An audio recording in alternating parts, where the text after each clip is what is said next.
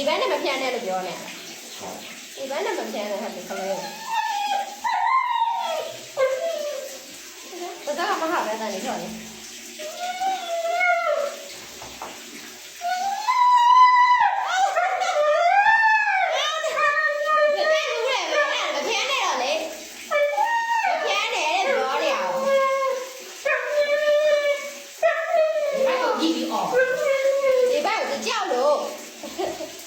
ရေခွက်နဲ့လား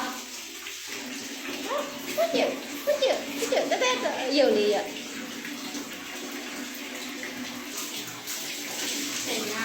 ကလေးကရေခွက်နဲ့မှာဟုတ်ကဲ့ဖွင့်ရတယ်ဒီရေခွက်ဟာရတယ်ရေချိုးတာပြောတယ်လို့ပြောနေတာကလေးကအရင်ပြောတယ်တဲ့မလေးနောက်လဲချိုးချင်သေးတယ်အခုတုံပြတယ်ဘလို့ခွေးပြရတာ